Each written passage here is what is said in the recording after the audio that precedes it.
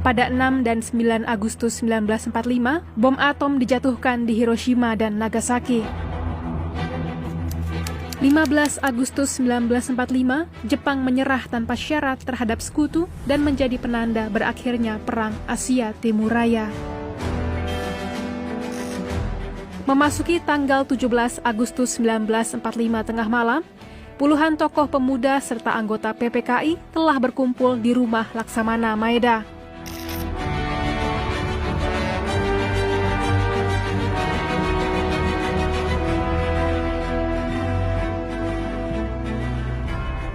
Proses perumusan naskah proklamasi dilakukan oleh Soekarno, Hatta, dan Ahmad Subarjo di ruang makan, sedangkan yang lainnya menanti di ruang besar.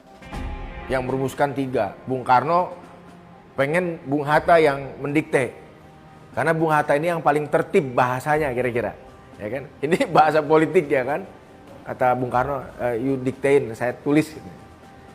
Kemudian ada coret-coret ya, ada Barjo juga di sini sama ikut nyaksin. Bertiga ini ngerumuskan. Setelah mereka rumuskan, mereka bacain.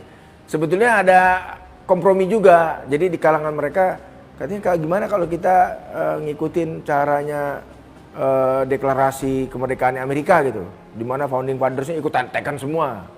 Itu Bung Hatta tuh bilang teken semua yang di sini lah, ayo.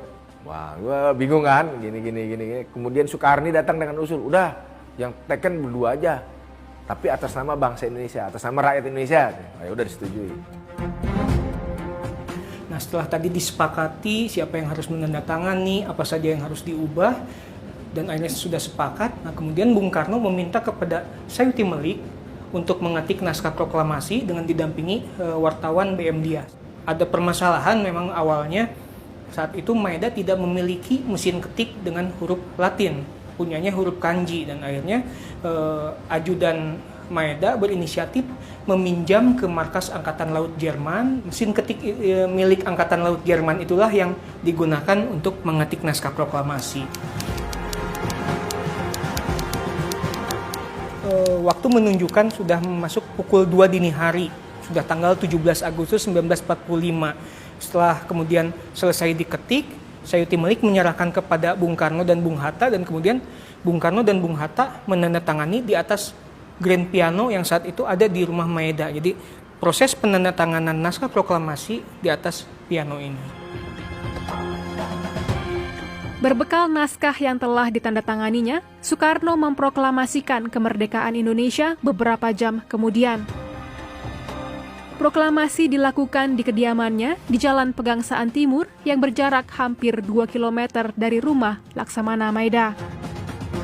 Secara keseluruhan, rumah Maeda hanya digunakan selama 4 jam. Namun, 4 jam itulah yang turut menentukan nasib Indonesia sebagai sebuah negara. Peran Laksamana Maeda yang memfasilitasi perumusan naskah proklamasi mencuatkan pertanyaan mengenai sosoknya. Lalu, apa yang dilakukan oleh Maeda pada malam itu? Memang ada beberapa versi bahwa Maeda beristirahat di lantai atas, namun meminta ke stafnya seperti Shigeta dan Nishijima untuk mengawal peristiwa tersebut, dan Ibu Satsuki Mishima yang mempersiapkan kebutuhan seperti makan dan minumnya para tokoh yang sedang melakukan pertemuan di lantai bawah.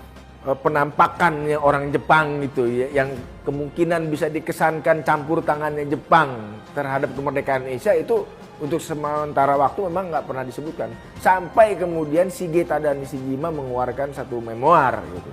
Ketika itu pun tidak tersiar luas, artinya orang sudah melihat bahwa Indonesia merdeka, masih tetap digoreng gitu ya, isunya digoreng, wah Indonesia ini bentukan fasisme Jepang, Indonesia ini boneka Jepang. Itu kampanye yang diberikan oleh Belanda, meyakinkan kepada sekutu bahwa ini harus dikembalikan keadaan sebelum perang.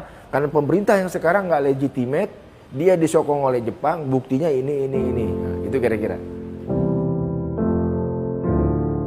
Maeda harus menanggung konsekuensi berat setelah mengizinkan rumahnya digunakan sebagai tempat perumusan naskah proklamasi.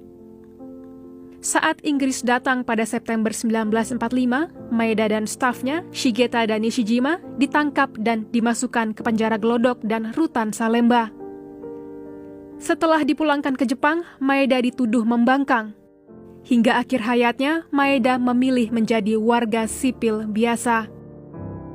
Di era-era tahun 2000-an ini, museum merasa ada pergeseran pemahaman mengenai sosok Maeda bagi orang Jepang.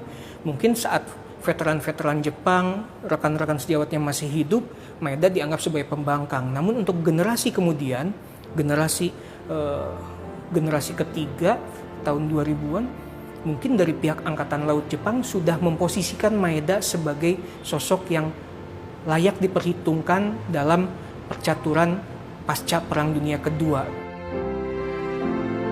Atas jasanya terhadap perjuangan kemerdekaan Indonesia, pada 17 Agustus 1973, Maeda diundang pemerintah Indonesia untuk menerima tanda kehormatan Bintang Jasa Nararya.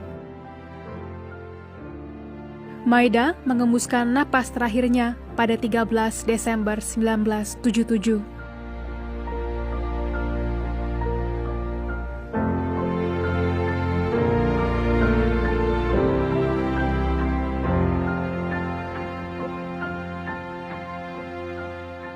Semuanya seperti kayak belokan di sejarah gitu ya. Jadi sejarahnya kan lurus, kalau ngikutin lurus-lurus saja ya udah dari Terauchi, PPKI terus gitu ya. Tapi tiba-tiba ada belokan dalam sejarah yang membuat fakta sejarah itu menjadi lain, tapi kemudian justru menjadi hal yang sangat menentukan buat kemerdekaan kita. Jadi saya pikir tidak dimulai di rumah ini sebenarnya, tapi rumah ini seperti sebuah halte yang dilewati dalam rangkaian sejarah kita gitu. Jadi sebelum halte-halte lain yang kita lewati, ini salah satu halte di mana kemerdekaan kita dirumuskan.